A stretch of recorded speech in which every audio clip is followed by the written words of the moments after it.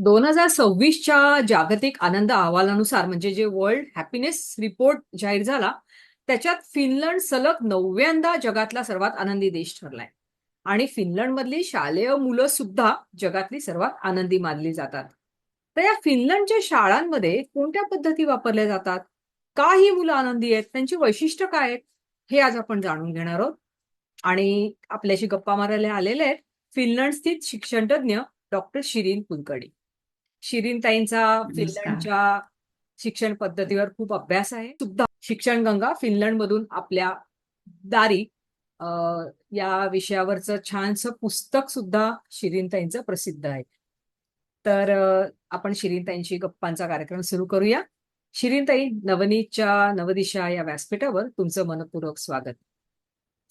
पृथ्वीच्या उत्तरेला म्हणजे युरोपात वसलेला फिनलंड हा जो छोटा प्रगत देश आहे, त्याची लोकसंख्या म्हणजे साधारण 57 लाख, बरोबर? म्हणजे आपल्या पुण्या इतकी आपण म्हणूया. तर या देशामध्ये गेली 20 वर्ष तुम्ही आणि तुमचं सगळं कुटुंब राहतंय. एक प्रश्न मनात येतो की आनंदी देश असतो तरी कसा? म्हणजे काय वैशिष्ट्य आढळली तुम्हाला या आनंदी देशामध्ये? नमस्कार शुभदाताई आणि धन्यवाद नवनीत. तुम्ही मला तुमच्या या व्यासपीठावर बोलवलं याकरता. आता फिनलंडबद्दल सांगायचं झालं तर इथे लोक आनंदी असण्याची काही ठळक कारणं मला जाणवली. त्याबद्दल मी सांगते. मुख्य म्हणजे इथे हवा शुद्ध आहे. प्रदूषण अगदी झिरो म्हणण्या इतकं कमी आहे. शुद्ध हवा असल्यामुळे अर्थातच लोकांना बाहेर पडणं आणि हे चालणं, बाहेर गाड्या चालवणं हे सगळं सोपं होतं त्या मानाने.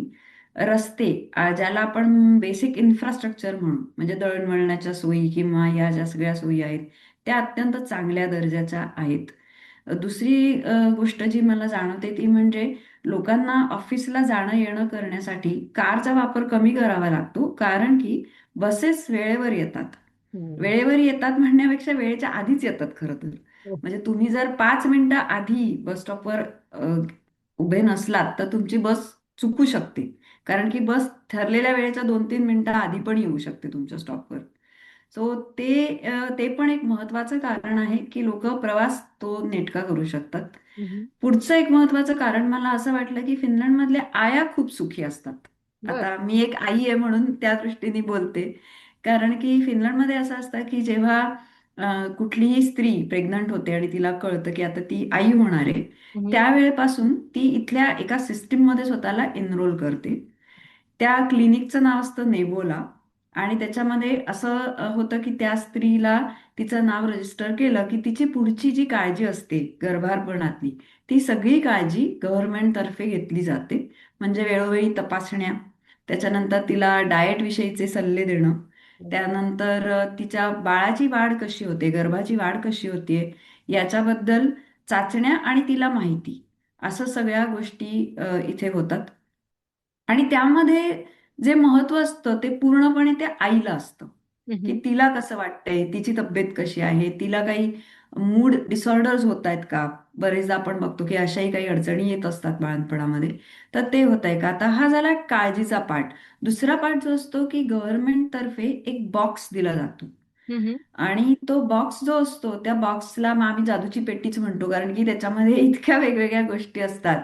म्हणजे बाळाच्या जन्मापासून तर बाळ 1 वर्षाचा होईपर्यंत त्याला जे काही लागू शकतं, म्हणजे हम्म. कपडे असतील, दुपटी असतील, डायपर्सचा सुरुवातीचा एक पॅक असेल, त्याच्यानंतर बाळाला जेव्हा आंघोळ घालायची आहे हम्म. त्यावेळेला ते पाणी टबातलं हे किती टेम्परेचरचं असेल त्या मोजण्यासाठीचं थर्मोमीटर, हो. त्याशिवाय बाळासाठी खेळणं, आणि खेळणी ही लाकडी किंवा कापडी अशीच हो. असतात. आणि सगळ्यात महत्वाचं म्हणजे एक पुस्तक पण असतं. वा. आता ते बाळ काही पुस्तक वाचणार नसतं, पण पुस्तक आईनी बाळाला वाचून दाखवावं हे एक्सपेक्टेड आहे. आणि त्याच्यामध्ये छोटे छोटी गाणी असतात, राईम्स म्हणून, बडबड गीतं म्हणून तशी. तर ते पण असतं की जेणेकरून ते अशा प्रकारे भाषेची ओळख चांगल्या पद्धतीने त्या मुलाला व्हावी. आणि त्याला सगळं बाहेर जाण्याचं जॅकेट आणि सगळ्या गोष्टी, म्हणजे की जर समजा इथे आता तुम्हाला माहिती असेल की सिंगल मदर ही संकल्पना जास्त प्रमाणामध्ये हम्म. आहे, किंवा सिंगल पॅरेंट म्हणू शकतो. तर त्या आईला तो पहिला खर्च जो आहे तो कमीत कमी पडावा असा त्यामागचा उद्देश आहे. आणि मुलांना जन्म देणं ही एक इन्व्हेस्टमेंट वाटून लोकांनी ते नाकारू नये, हा बर. दुसरा उद्देश झाला. कारण की आपण बघतो की मूल होणार म्हणजे खर्च वाढतो. हम्म. तर त्या खर्चाचा विचार करून असं पण लोक विचार करू शकतात की मग नकोच आहे मला मूल, मी एवढा खर्च नाही करू शकत. सो कुठेतरी त्या मानसिकतेला एक आळा बसावा आणि मदत व्हावी लोकांना, म्हणूनही तो बॉक्स पाठवला जातो. त्यानंतरची सगळ्यात महत्त्वाची गोष्ट म्हणजे वर्षभराची रजा मिळते, मॅटर्निटी लिव्ह. बर. तर आता हा किती मोठा आनंदाचा भाग आहे, काही मी वेगळं सांगायला नको. तर ती 1 वर्षाची रजा असते आणि साधारणपणे जेव्हा इथे त्या बाईचे 32 आठवडे पूर्ण होतात प्रेग्नन्सीचे, त्यापासून तर ते बाळ 11 महिन्याचं पूर्ण होईपर्यंत ही रजा असते. वा. आणि त्या काळात तिचा नोकरीतला क्लेम कायम असतो, मॅटर्निटी लिव्ह असल्यामुळे. आणि त्याच्या पुढेही जर तिला ती रजा वाढवायची असेल मुलांची काळजी घेण्यासाठी, तर त्यापुढेही 2 वर्ष ती रजा वाढवू शकते. हो. आणि त्याही काळामध्ये तिचा नोकरीतला क्लेम कायम राहतो, तिला सॅलरी मिळत राहते. अर्थात पहिल्या वर्षी पूर्ण सॅलरी मिळते, पुढे ते प्रमाण थोडं कमी कमी होत जातं दुसऱ्या आणि तिसऱ्या वर्षी. पण तिचा क्लेम असतो, म्हणजे असं नाही होणार की तिला काढून टाकलं कामावरनं. सो हा एक फार महत्वाचा भाग मला वाटतो आनंदी देश असण्यामध्ये. आणि त्यानंतरचा जो पार्ट आहे की ज्या सगळ्या सिस्टीम्स आहेत गव्हर्नमेंटच्या, हम्म. गव्हर्नमेंट ऑफिसेस, थोडक्यात सांगायचं तर ब्युरोक्रेसी किंवा हम्म. नोकरशाही ज्याला आपण म्हणतो, हम्म. तर त्यामध्ये अ, पटपट रिप्लाय तुम्हाला मिळणं, हम्म. तुमची कामं लवकर लवकर होणं, आणि एक त्यांनी जी काही पद्धती घालून दिलेली आहे त्या पद्धतीतून जर तुम्ही गेलात तर तुम्हाला व्यवस्थित सहकार्य सगळं मिळतं आणि व्यवस्थित तुमची कामं पूर्ण होतात. तिथे कुठेही तुम्हाला अडथळा येत नाही किंवा कोणी तुम्हाला अडवू शकत नाही की तुम्हाला अमुक एक गोष्ट दिली तर हे तुझं काम होईल, असं कोणी करू शकत नाही. बर. त्यामुळे आपण असं म्हणू शकतो की फिनलंडमध्ये भ्रष्टाचार हा जवळजवळ नाहीच आहे. बर. आणि त्यामुळेही लोक आनंदी असण्याचं तेही एक कारण आहे असं मला वाटतं. आणि आता मी ज्या क्षेत्रात काम करते त्याच्याबद्दल सांगेन, कारण की फिनलंडच्या आनंदाचा तो एक महत्वाचा भाग आहे, ते म्हणजे एज्युकेशन. हम्म. तर फिनलंडने काय केलं की बऱ्याचशा गोष्टींचं खाजगीकरण केलं, बऱ्याचशा सेवांचं. हम्म. पण आरोग्य आणि शिक्षण या 2 गोष्टी सरकारकडे ठेवल्या. वा. आणि त्यामुळे जसं मी तुम्हाला मगाशी नेवोलाचं सांगितलं, तर ते झालं आरोग्याचा भाग. आणि अतिशय सबसिडाइज्ड पद्धतीने तुम्हाला इथल्या सरकारी दवाखान्यांमध्ये उपचार मिळतात. तुमचे जे काही ऑपरेशन असेल किंवा अजून काही असेल त्याच्याकरताही तुम्हाला माफक खर्चामध्ये सगळ्या गोष्टी होऊ शकतात. आणि दुसरा जो भाग आहे शिक्षणाचा, तर शिक्षण तर मोफत आहेच. अगदी बालवाडीपासून किंवा ज्याला प्री स्कूल म्हणता येईल, प्री स्कूल पासून तर PhD पर्यंत हो. तुमचं शिक्षण फुकट होऊ शकतं. हो. जे रेसिडेंट्स आहेत, परमनंट रेसिडेंट्स जे सिटीजन्स आहेत, त्यांना ही सुविधा उपलब्ध असते. मला वाटतं शिक्षण शिक्षण क्षेत्राबद्दल आपण पुढेही खूप गप्पा मारणार आहोत, त्यामुळे त्यांनी ते. त्याबद्दल मी आत्ता जास्त माहिती सांगत नाही. पण ही काही जे महत्वाचे जे मुद्दे हम्म. एक 5 ते 6 मला वाटले, तर ते मी नमूद केले. वा. खूप छान सांगितले तुम्ही. आनंदी देशाचे सगळे निकष काय काय असू शकतात हे पण या निमित्ताने समजलं. शिक्षणाकडे येऊया की मुळात फिनलंडच्या शिक्षण पद्धतीचा अभ्यास तुम्ही तिथे जाऊन कधीपासून कसा करायला लागलात? तुमच्या CCE ही जी तुमची संस्था आहे शिक्षणावर काम करणारी, त्याच्याबद्दल थोडंसं सांगा. हो, निश्चितच. ॲक्चुअली असं झालं की 2006च्या आधी, हम्म. इथे येण्यापूर्वी मी शिक्षण क्षेत्राशी संबंधित काम करत होते. म्हणजे मी ग्राममंगल जी संस्था आहे, हम्म. आपल्याला माहितीच असेल. हो. त्याच्यातर्फे चालणारे त्यांचे अभ्यासवर्ग असायचे किंवा त्यांच्याबरोबर जाऊन ॲक्चुअली ऑफिसमध्ये काम करणं, हे मी करत होते. त्याचप्रमाणे मी ज्ञानप्रबोधिनीशी पण संलग्न होते. सो ज्ञानप्रबोधिनीमध्ये मी स्वतः नोकरी पण केली आणि त्यांचे वेगवेगळे उपक्रम होते त्यामध्येही मी भाग घेत होते. तर त्यामुळे अशा 2 वेगळ्या वेगळ्या संस्थांशी जे शिक्षण क्षेत्रात काम करतात त्यांच्याशी संलग्न असल्यामुळे मला स्वतःला त्या सगळ्या गोष्टींमध्ये खूप उत्सुकता होती, शिकायची इच्छा होती, काम करायची इच्छा होती. आणि माझं MA जे आहे म्हणजे ते मानसशास्त्रामध्ये झालं. आणि त्याच्यामध्ये आम्हाला एज्युकेशनल सायकोलॉजी हा एक पार्ट असतो शिकण्याचा. तर तो शिकल्यामुळे मला overall learning as a process हम्म. मग त्याच्यामध्ये creativity in learning as a process ह्यात मला खूप इंटरेस्ट होता, हे सगळं जाणून घेण्यामध्ये आणि त्याचा अभ्यास करण्यामध्ये. त्यामुळे ते काम मी काही अंशांनी भारतात असताना सुरू केलं होतं. हम्म. जेव्हा आम्ही फिनलंडमध्ये आलो त्यावेळेला मला असं कळलं की आता मी इथे काय करणार. मी माझ्या नवऱ्याबरोबर म्हणजे हिरम कुलकर्णींबरोबर मी इथे आले. ते त्यांच्या कामासाठी, नोकियातल्या कामासाठी म्हणून इथे आले होते. तर आम्ही दोघं इथे आलो त्यावेळेला मला असं झालं की आता मी काय करू शकते इथे. तर हम्म. मी तो थोडा शोध घ्यायला सुरुवात केली की मला इथे काय काम करता येऊ शकतं. आणि त्यावेळेला माझ्या वाचनात आलं इथल्या शाळांबद्दल, हम्म. की फिनलंडच्या शाळा काय करतात आणि कशा चालतात. आणि त्याच वेळेला 2006 मध्ये पिसाचा रिपोर्ट आला होता. हम्म. आणि त्यामध्ये फिनलंड पहिल्या क्रमांकावर आहे, फिनलंडची सिस्टीम, एज्युकेशन सिस्टीम असं त्यातनं डिक्लेअर झालं होतं. आता त्याबद्दलचं एक आश्चर्य आणि उत्सुकता असं दोन्ही वाटलं. आणि विचार केला की आपल्याला इथल्या शाळेत जाऊन बघता येईल का, की काय वेगळं आहे बुवा इथे. हम्म. आणि त्यानुसार मी इथल्या शाळांशी संपर्क साधला की मी येऊ शकते का. गंमत म्हणजे या सगळ्या पब्लिक स्कूल्स असल्यामुळे हम्म. त्यांनी मला झटकन परवानगी दिली की तुम्ही येऊ शकता हम्म. शाळा बघायला. हम्म. आणि मला पटकन शाळेत जाता आलं. जेव्हा मी शाळेत गेले त्यावेळेला मला तिथलं वेगळेपण जाणवलं शाळांचं.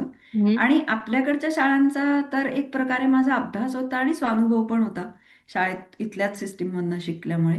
तर हम्म. मला त्यातला जो वेगळेपण जे मला जाणवलं तर मला असं वाटलं की याची कारणं काय असावीत. हम्म. का बरं हे वेगळेपण आहे. याच्यामध्ये कुठले कुठले घटक त्याच्यामध्ये आहेत की ज्याच्यामुळे हा वेगळेपणा दिसतो. म्हणजे हम्म. शिक्षकांचं शिकवण्याच्या पद्धती आहेत, पाठ्यपुस्तकं आहेत, शाळा काय प्रकारे बांधली आहे ते आहे. तर काय कारणं आहेत याची, असं एक माझ्या मनात उत्सुकता निर्माण झाली. आणि मग त्यातून मी त्याच विषयामध्ये संशोधन करायचं ठरवलं. हम्म. आणि मग माझी पीएचडी इथल्या तांपेरे विद्यापीठामध्ये सुरू झाली. तांपेरे युनिव्हर्सिटीमध्ये शिक्षण विभाग जो आहे हम्म. त्याच्यामध्ये माझी पीएचडी सुरू झाली. सो ते एक म्हणजे कारण होतं की आपल्याकडे जी मुलं म्हणजे मी स्वतः सुद्धा आपल्याकडे जे कॉम्पिटिशन प्रचंड हो. असते किंवा एक दबाव असतो आपल्यावरती की हम्म. सतत पुढे जाण्याचा, स्वतःला सिद्ध करण्याचा. तर तो दबाव पण मला इथे दिसला नाही हम्म. मुलांवरती. मुलं आनंदी होती, शिक्षक आनंदी होते. आणि मुख्य म्हणजे जे क्लासरूम मॅनेजमेंटमध्ये ते काही वेगळ्या पद्धती वापरत होते. हम्म. तर त्या दृष्टीने मला असं वाटलं की याचा अजून अभ्यास करावा. तो अभ्यास सुरू झाल्यावर मग असं लक्षात आलं की ह्याचं व्यवसायात रूपांतर करता येऊ शकतं. बर. कारण ते जे गॅप आम्हाला दिसली, म्हणजे मी जे संशोधन करत होते त्यातनं एक गॅप लक्षात आली की ती गॅप कुठे आहे, तर टीचर ट्रेनिंग या गोष्टीमध्ये एक गॅप आहे. तर आपण ती भरून काढू शकतो, काही आपण त्याची उत्तरं देऊ शकतो असं लक्षात आलं अभ्यासातून. आणि मग त्यातून काउन्सिल फॉर क्रिएटिव्ह एज्युकेशन ह्या आमच्या संस्थेची निर्मिती झाली. आमच्याबरोबर आमचे काही फिनिश मित्रही होते जे शिक्षण क्षेत्रात काम करणारे होते, माझे प्रोफेसर होते. तर असं सगळ्यांनी मिळून आम्ही ह्या व्यवसायाची मुहूर्तमेढ रोवली. हम्म. वा. आता मगाचपासून तुम्ही सांगताय की तुम्हाला खूप वेगळेपण किंवा खूप मोठी गॅप आढळली आपल्या शिक्षण पद्धतीमध्ये आणि फिनलंडच्या शिक्षण पद्धतीमध्ये. तर नक्की हे वेगळेपण काय आहे हे पण जरा थोडक्यात सांगा. आणि मुळात ही अशी वेगळी पद्धत कधीपासून आणि का बरं सुरू झाली त्याची पण कारणं जर सांगितली तर उपयुक्त ठरतील. हो, जरूर. ॲक्चुअली असं झालं की फिनलंडमध्ये मी जेव्हा शाळांमध्ये गेले ते वेगळेपण जे मला जाणवलं, तर ते हं. असं होतं की वर्गामध्ये मी म्हटलं तसं एक कमालीची शांतता असायची. म्हणजे हं. कुठल्या अर्थाने मी म्हणते की कुठेही मी शिक्षकांना ओरडताना बघितलं नाही की "अरे गप्प बसा." आणि मुलं मुलं गडबड गोंधळ करतात. आणि मुलं गडबड गोंधळ करत होती. हा. म्हणजे ती बोलत होती एकमेकांशी. हा. पण त्याच्यामध्ये असं होतं की त्यांच्या शिक्षकांनी जेव्हा त्यांना सांगितलं होतं की तुम्हाला काहीतरी वर्गामध्ये बदल करायचे आहेत किंवा सिस्टीम चेंज करायची आहे वगैरे, तर त्यावेळेला त्यांनी असं केलं होतं की तेवढ्यापुरता त्यांचा तो गोंधळ होता. हा. बाकी अदरवाईज ते शिक्षक जे सांगत होते त्या इन्स्ट्रक्शन्स ते फॉलो करत होते. आणि त्यानुसार त्यांच्या सगळ्या गोष्टी चालू होत्या. अ, दुसरी गोष्ट अशी मला जाणवली की शिक्षिका किंवा शिक्षक जे शिकवत होते त्याच्यामध्ये ते गेम्सचा वापर करत होते. म्हणजे वेगवेगळ्या खेळांच्या माध्यमातून मुलांना शिकवणं. ही पद्धत जास्त ते वापरत होते. मुलांना एकमेकांच्या बरोबरीने शिकायला प्रवृत्त करणं, ज्याला आता आपण पिअर लर्निंग म्हणतो हम्म. किंवा कोलॅबरेटिव्ह लर्निंग म्हणतो. तर ती पद्धत मोठ्या प्रमाणावर तिथे वापरली जाते. असं पण दिसून आलं. ह्या सगळ्या गोष्टींमुळे हे होत होतं की अ, एक काय म्हणतो, एक छान सिस्टीम तिथे लागलेली होती शिकण्याची, शिकवण्याची. त्यानंतरचा जो एक मला वैशिष्ट्य जाणवलं ते म्हणजे वर्गाची जी रचना होती. हा. तर त्या वर्ग रचनेमध्ये असं होतं की वर्गामध्ये एक बेसिन होतं, वॉश बेसिन. हम्म. तर मी त्यांना कारण विचारलं की हे वॉश बेसिन काय इथे? तर ते म्हणले की आम्ही चित्रकलेसाठी बरेचदा वेट पेंटिंग करतो.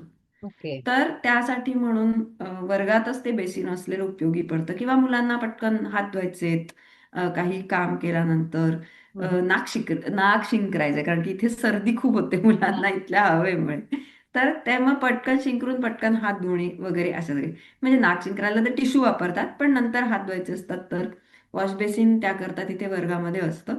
आणि मुख्यतः आम्ही म्हटलं तसं की चित्रकला, पेंटिंग आणि वर्गामध्ये ते झाडं लावतात. स्प्रिंग जेव्हा बर. येतो किंवा असं, बर. तर त्या झाडांना पण तिथल्या तिथे पटकन पाणी घालता यावं. अरे वा. हा पण त्याच्या मागचा उद्देश असतो. सो त्या कारणाने ते असतं. आणि अजून एक मला जी महत्वाची गोष्ट वाटली ती म्हणजे वर्गातली जी काही मुलं होती, हम्म. त्या सगळ्यांची चित्र हम्म. वर्गातल्या भिंतींवर लावलेली होती. ओके. असं कुठे नव्हतं की काहीतरी बेस्ट एक चित्र निवडलंय आणि तेवढंच लावलंय. तर हा मला एक वेगळेपणा जाणवला की सगळ्यांना एक अधिकार होता की ही माझी शाळा आहे, ही हा. माझी भिंत आहे, हा माझा वर्ग आहे. तर ही ओनरशिप त्यातून येते असं मला वाटलं माझ्या अभ्यासातून. बर. आणि त्यामुळे ही वैशिष्ट्य. आता हे कधी सुरू झालं असा तुम्ही प्रश्न हा. विचारला हा. होता. तर साधारणपणे 1970च्या दशकापासून हम्म. याची हळूहळू सुरुवात झाली या बर. बदलाला. त्या पूर्वीच्या काळात फिनलंडची जी शिक्षण पद्धती होती त्याच्यामध्ये पहिली ते चौथी असं असायचं आणि चौथी नंतर मुलांना ऑलरेडी निवडायला लागायचं की पुढे त्यांना काय करायचंय. हम्म. हम्म. म्हणजे जास्त अकॅडमिक गोष्टींकडे जायचंय का प्रोफेशनल ट्रेनिंगकडे किंवा व्होकेशनल ट्रेनिंगकडे जायचं.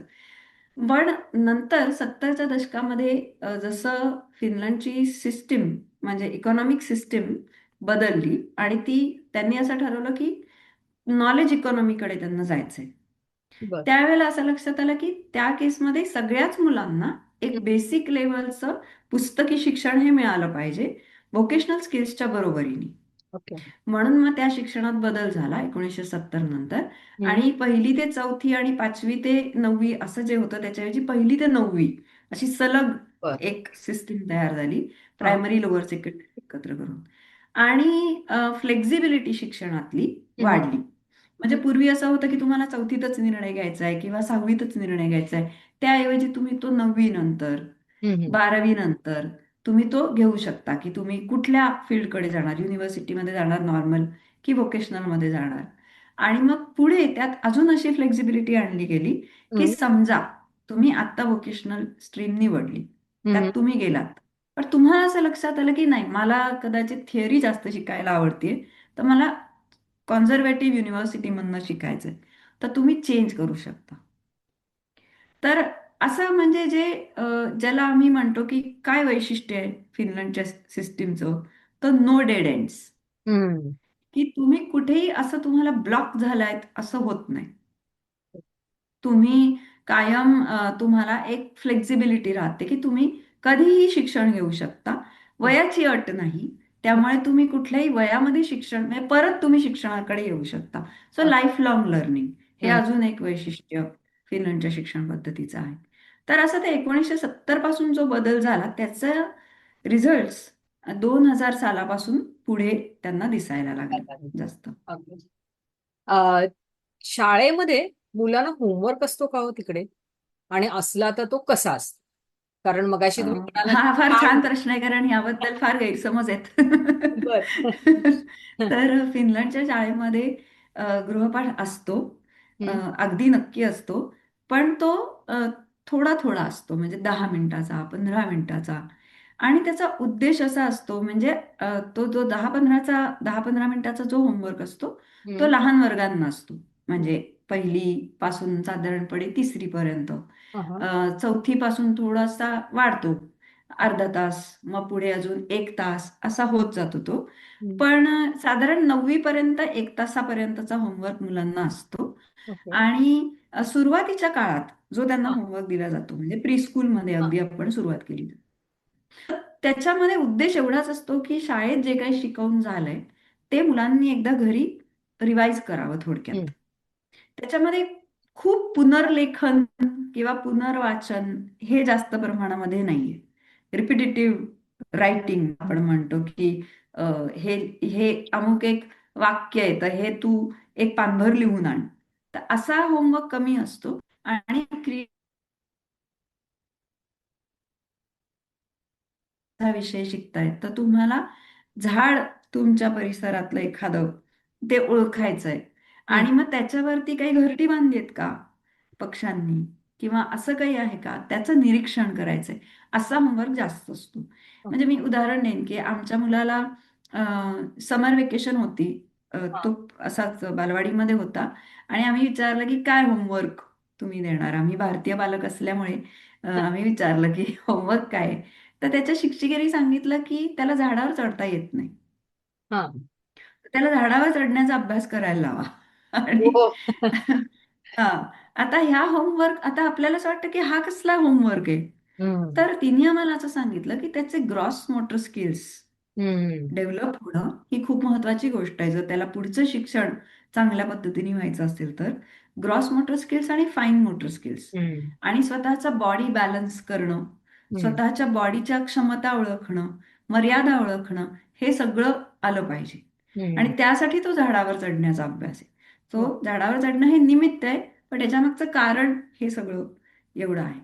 तर त्यामुळे मुलं इथली गृहपाठ करतात हा आणि आनंदाने करतात, वा. कारण त्याच्यात रिपिटेटिव्ह भाग कमी असतो.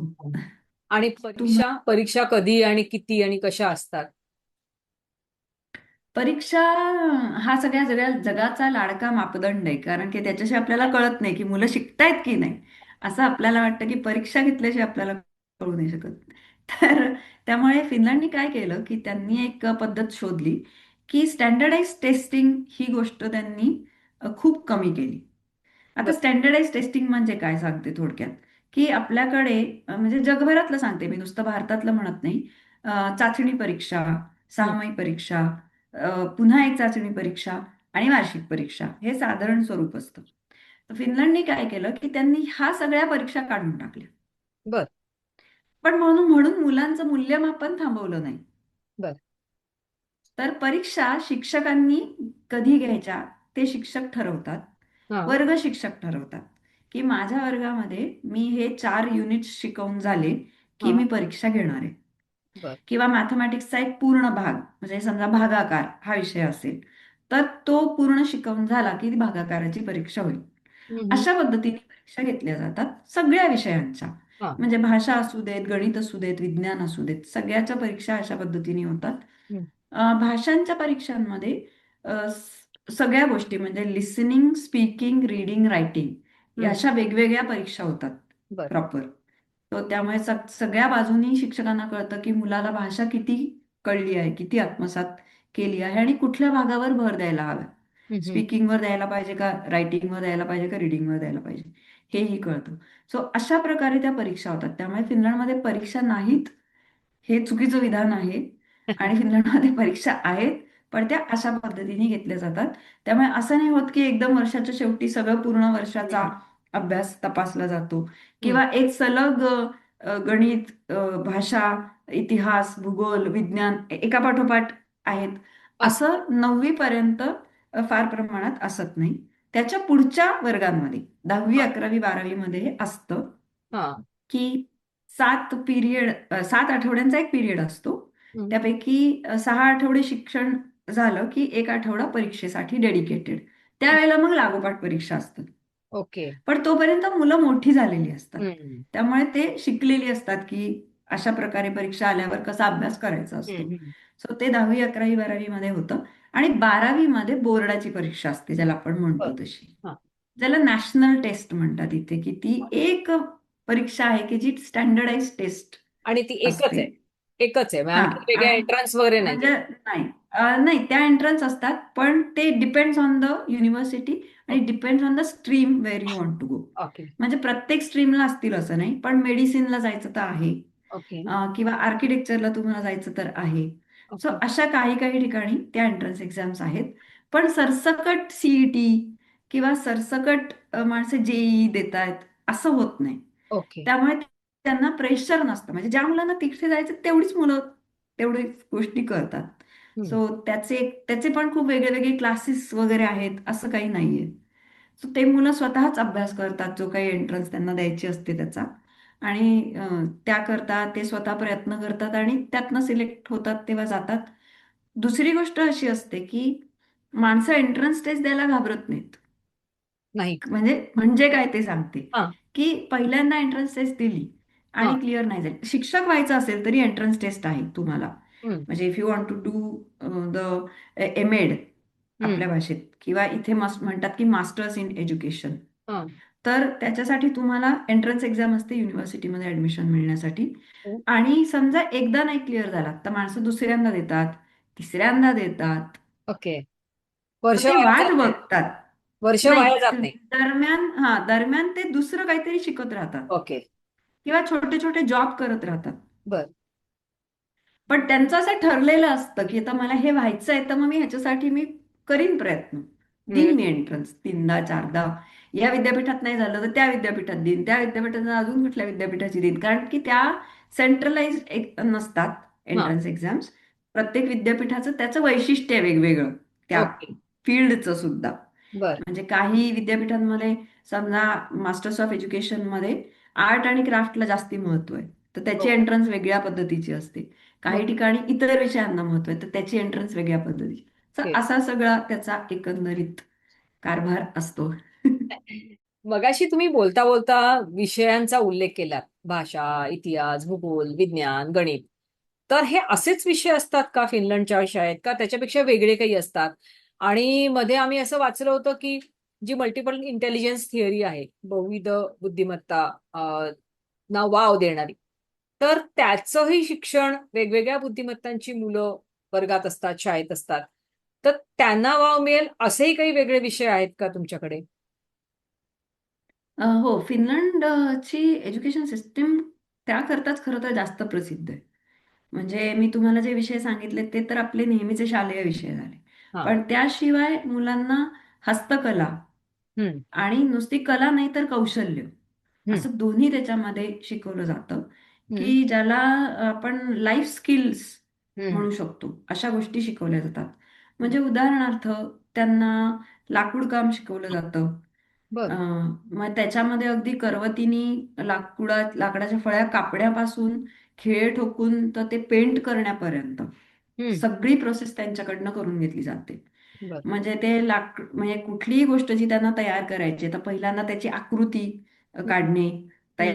तयार करणे, तशी मेजरमेंट्स घेणे, त्याप्रमाणे फळ्या कापणे, बर. मग किती खिळे लागणार आहेत काय ते ते. वापरणे, हॅमर वापरणे, म्हणजे ज्या सगळी शस्त्र आपण ज्याला म्हणू शकतो अशा अवजारा धारदार सगळी. गोष्टी ते वापरतात. अवजारं ते सगळी वापरतात. आणि त्याचप्रमाणे त्यांना टेक्स्टाईल हा विषय असतो. मुलांना मुलींना सगळ्यांना सगळं कंपल्सरी. असं काही नाही की मुलांनी हे शिकायचं आणि मुलींनी ते शिकायचं. सगळ्यांना सगळं आलं पाहिजे हा मुख्य विचार आहे त्याच्या मागे. आणि त्यामुळे टेक्स्टाईल मध्ये पण ते स्वतःसाठी टी शर्ट शिवतात, बर. हुडी शिवतात, पॅन्ट शिवतात. असे वेगवेगळे उपयुक्त गोष्टी ते हम्म. त्याच्यामध्ये शिकतात. मुख्य त्यातला विषय असतो की स्विंग मशीन कसं हँडल करायचं. ओके. तर त्यांना स्विंग मशीनसाठी पास देतात शाळेतनं, लायसन्स त्यांना बर. काढावं लागतं. हा. त्याच्यासाठी त्यांना सेफ्टीची टेस्ट असते शाळेमधनं, अरे की वा. ते त्यांचं सेफ्टी ते फॉलो करतायत की नाही इन्स्ट्रक्शन्स, हम्म. हे सगळं बघून मग त्यांना तो पास दिला जातो. मग ते स्विंग मशीन ते वापरू शकतात. हम्म. तर हे विषय असतात. आणि तिसरा एक महत्वाचा विषय असतो तो म्हणजे होम इकॉनॉमिक्स, जो 7वी पासून पुढे असतो. आणि त्याचं वैशिष्ट्य असं असतं की तुम्ही जेव्हा एकटे राहणार आहात, हम्म. तुम्हाला माहिती असेल की इथे इथली मुलं 18व्या वर्षानंतर म्हणजे 18 वर्षाची झाली की बहुधा ती मूव आउट होतात. हम्म. अशा वेळेला त्यांना सगळं स्वतःचं स्वतः मॅनेज करायचं असतं. आणि मग ते मॅनेज करताना त्यांना कुठलीही अडचण येऊ नये हम्म. म्हणून घरामध्ये किराणा किती भरायचा, हम्म. मला स्वतःला किती खर्च येऊ शकतो, मला रेंट किती भरावा लागतो, आणि नुसता किराणा भरणं महत्वाचं नाही तर मला स्वयंपाक पण करता आला पाहिजे. सो हम्म. काही रेसिपीज शिकवल्या जातात. प्रमाण कसं मोजायचं की एका माणसासाठी बनवायचं तर किती प्रमाण, 4 माणसांसाठी बनवायचं तर किती प्रमाण, हे बर. त्यांना सगळं शिकवलं जातं. त्याच्यासाठी मार्केटमध्ये जाऊन ग्रोसरी काय आणणार तुम्ही, अमुक एक पदार्थ बनवायचा, काय काय लागतं त्याला, किती प्रमाणात लागतं आणि त्याला किती खर्च येतो, हे सगळं त्यांना शिकवलं जातं. त्यामुळे नुसतं काय म्हणजे नुसत्याच रेसिपीज शिकणं महत्वाचं नाहीये, तर हे सगळं मॅनेजमेंट आहे, हे थोडक्यात हम्म. होम मॅनेजमेंट ही त्यांना शिकवली जाते. त्यानंतर डिशवॉशर कसा लावायचा, वॉशिंग मशीन कसं ऑपरेट करायचं आणि त्याच्यासाठी कुठले डिटर्जंट्स वापरायचे, कुठले कमी धोकादायक आहेत पर्यावरणाला, हे सगळं त्यांना त्यातनं शिकवलं जातं. त्याच्यासाठीच आपण होमवर्क दिला जातो ओके. वेगवेगळा, की ह्याचं तुम्ही निरीक्षण करा की ह्या एका विशिष्ट प्रकारच्या गोष्ट तुम्ही वापरणार आहात, लिक्विड वापरणार, त्यातले केमिकल्स कशी आहेत, किती हॅझार्डस आहेत हम्म. किंवा कमी हॅझार्डस आहेत, त्याचा अभ्यास करा. असा वेगवेगळ्या प्रकारचा त्यांना होमवर्क देतो. म्हणजे आमच्या घरामध्ये माझ्या मुलांना पण हा होमवर्क मिळायचा की अमुक एक प्रकारच्या कुकीज तुम्ही घरनं बनवून आणा आणि त्याच्या स्टेप्स लिहा तुम्ही काय काय केल्या. म्हणजे नुसत्या कुकीजचे फोटो काढून नाही टाकायचे, तर ते कुकीज तुम्ही करतानाचा तुमचा अनुभव काय होता ही ह्याच्यावर तुम्हाला प्रक्रिया. प्रेझेंटेशन द्यायचंय. तुम्हाला काय अडचणी आल्या त्या तुम्ही कशा सॉल्व्ह केल्या हे तुम्हाला सांगायचं असतं. बर. सो अशा सगळ्या गोष्टी त्याच्यामध्ये, हे वेगळे विषय आणि अतिशय महत्वाचे विषय फिनलंडमध्ये मानले जातात. वा. म्हणजे हे जर तुम्ही पास नाही झालात हा. तर तुम्हाला वर्गामध्ये रिपीट केलं जाऊ शकतं, की वर्ष हो. तुमचं रिपीट होऊ शकतं, इतके महत्वाचे तेव्हा. ते विषय आहेत. वा. आणि साधारण आपण ढोबळमानाने जर का विभागणी केली हा. की अमुक एका प्रकारच्या विषयांना किती तास दिले जातात, हा. तर असा जर आपण विचार केला तर भाषा आणि हे इतर सगळे विषय आणि गणित आणि विज्ञान एकत्र, म्हणजे गणित आणि विज्ञानाचे एकत्र घेतले तर साधारणपणे 62 तास त्याचे असतात. हा. आणि भाषा आणि हे सगळे हस्तकौशल्य, होम इकॉनॉमिक्स याचे पण मिळून 62 ते 63 तास असतात. वा. सो ती विभागणी समसमान केलेली आहे. त्यामुळे असं काही नाही की गणित आणि विज्ञानाला खूप जास्त तास आणि या गोष्टींना कमी तास, किंवा या गोष्टी बंदच केल्या हा. शाळेतनं शिकवणं नंतर, ऑप्शनल. असंही काही नाहीये. ओके. आणि मला सांगा की तुमची रचना कशी असते, म्हणजे प्राथमिक, माध्यमिक, साधारण कोणत्या कोणत्या इयत्ता, आणि त्याचबरोबरीने सरकारी शाळा, खाजगी शाळा, याचं एक स्ट्रक्चर हे कसं काय आहे? बरोबर. मी मगाच्या विषयांमध्ये एक विषय फक्त विसरले की जो त्या तेवढ्याच महत्वाचा आहे, तो म्हणजे संगीत. ओके. तर म्युझिक हा विषय इथे फार महत्वाचा असतो आणि तो बर. अगदी लहानपणापासून 8व्या इयत्तेपर्यंत तो सगळ्यांना कंपल्सरी असतो. वा. आणि त्याच्यामध्ये नुसतं गायन किंवा वादन शिकवत नाहीत, तर त्याचा इतिहास, हम्म. कुठले कुठले कलाकार होऊन गेले, त्यांचं काय वैशिष्ट्य, वेगवेगळे जॉनराज ऑफ म्युझिक, बर. हे सगळं त्याच्यामध्ये शिकवलं जातं. त्यामुळे त्यांना heap hop, rock, classical music हे सगळं माहिती असतं मुलांना. वा. मी एक छोटासा संदर्भ देईन, कदाचित विषयांतर वाटू शकतं पण मला मोह आवृत्ती आहे. हा. मागे एक सोनू निगमची मुलाखत मी पाहिली होती आणि त्यांनी असं सांगितलं होतं की परदेशामध्ये जेव्हा ते गाण्याचे कार्यक्रम करतात हा. आणि त्यावेळेला जेव्हा लोक त्यांच्याबरोबर गातात तर हा. ती जास्त सुरात गातात. हो. त्याचं कारण असं असतं की त्यांना म्युझिक एज्युकेशन असतं. असतं शाळेमध्ये आणि सगळ्या शाळांमध्ये असतं. त्यामुळे हम्म. त्याच्यात काही भेदभाव नाहीये की सरकारी शाळेत आहे, खाजगी शाळेत नाहीये किंवा व्हाईस वर्सा. तर ते हो. सगळीकडे असतं. तर ही एक छोटीशी गोष्ट मला सांगावीशी वाटली. आता आपण जर संरचना कशी असते इथल्या हा. एज्युकेशन सिस्टीम बघितलं, तर इथे 11 महिन्यापासूनचं जे मूल असतं ते हम्म. एज्युकेशन अँड केअर या भागामध्ये जाऊ शकतं, बर. म्हणजे डे केअर. हा. पण इथे नुसता केअरचा पार्ट त्याच्यामध्ये होत नाही, म्हणून ह्याला एड्युकेअर असं म्हणतात. ओके. बर. की शिक्षणाबरोबरच त्यांची काळजी, देखभाल हे सगळं होतं. हे जे शिक्षण असतं ते नॉन फॉर्मल टाईपचं शिक्षण असतं, म्हणजे ती मुलं काही एबीसीडी वगैरे शिकायला लागत नाहीत लगेच. तर ओके. कसं बसायचं, इतरांबरोबर कसं ऍडजस्ट करून घ्यायचं, जुळवून कसं घ्यायचं, ग्रुपमध्ये कसं काम करायचं, आणि मुख्य म्हणजे फाईन मोटर स्किल डेव्हलपमेंट आणि ग्रॉस मोटर स्किल डेव्हलपमेंट यावर भर असतो मुलं 6 वर्षाची होईपर्यंत. एकदा मुलं 6 वर्षाची झाली की ती इथल्या 1 वर्षाचं प्रीस्कूल असतं इथे, बर. त्याच्यात जातात. तिथे त्यांना अक्षर ओळख होते, अंकाची ओळख होते आणि पुन्हा एकदा की ग्रुपमध्ये काम करणं, शिक्षकांच्या सूचना ऐकणं आणि त्यावर हुकूम कार्य करणं हे हम्म. एक्सपेक्टेड असतं. जेणेकरून पहिलीच जेव्हा ती मुलं जातात तेव्हा त्या शिक्षकांचा वेळ त्यांना शिस्त लावण्यात जाऊ नये हम्म. हे एक्सपेक्टेड असतं. वा. म्हणून ती मुलं आधीपासून त्यांना तयार करणं. मग हे 1 वर्षाचं प्री स्कूल झालं की 1ली ते 6वी हे प्रायमरी वर्ग धरले जातात, प्राथमिकचे वर्ग समजले जातात. आणि 7वी, 8वी, 9वी हे माध्यमिकचे ओके. वर्ग धरले जातात. 10वी, 11वी, 12वी हे उच्च माध्यमिक, ओके. HSC जसं आपल्याकडे असं असतं, हायर सेकंडरी, तो हायस्कूल. त्या पुढे जे असतं ते मग बॅचलर्स, मास्टर्स, हा. म्हणजे विद्यापीठातलं जे काही शिक्षण असतं तुमचं ते बरोबर. पुढे सुरू होतं. पण आता काही वर्षांपूर्वीपर्यंत 9वी पर्यंतचं शिक्षण हे कंपल्सरी होतं ओके. मुलांना. हा. पण आता गेल्या 2 वर्षांपासून हा बदल झाला हा. आणि त्यानंतर आता 12वी पर्यंतचं शिक्षण कंपल्सरी आहे. बर. त्यामुळे तुम्ही 12वी झाल्याशिवाय तुम्हाला फुल जॉब मिळू शकत नाही. आणि 12वी पार्ट टाइम वगैरे तुम्ही आणि हे ते सगळं शिक्षण सरकारी शाळांमध्ये होतं का कोणी सरकारी कोणी खाजगी अशा त्यांच्या हा, त्यांच्या आता चॉईस नुसार हे त्याच्यामध्ये इथला प्रकार असा आहे की ऍक्च्युली इथल्या अ, सगळ्याच शाळा या सरकारी शाळा आहेत. म्हणजे सरकारने अनुदान दिलेल्या आणि सरकारने चालवलेल्या दोन छोटासा फरक आहे सांगते. हा. एक म्हणजे 98% आपण असं म्हणू शकतो की त्या पूर्ण सरकारतर्फे चालवल्या जातात ओके. शाळा. हा. त्यामुळे कुठेही खाजगी शाळा किंवा वेगवेगळ्या संस्थांनी आपापल्या शाळा उघडल्यात वगैरे असा प्रकार नाही. दुसऱ्या प्रकारच्या ज्या शाळा आहेत, ज्या मी म्हटलं की एक 2% शाळा आहेत की ज्या थोड्या वेगळ्या असतात. हम्म. तर त्याच्यामध्ये असं की वॉर्डर स्कूल्स आहेत बर. काही.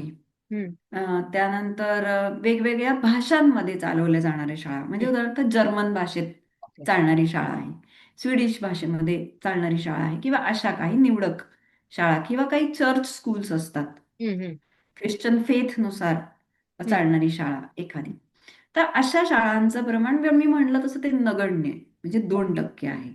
आणि त्या शाळांमध्ये सुद्धा जो पगार असतो तो शिक्षकांचा तो सरकारतर्फेच केला जातो. ओके. त्यामुळे असं काही नाही होत की त्या शाळांमध्ये जायचं तर तुम्हाला खूप मोठं डोनेशन द्यायला पाहिजे.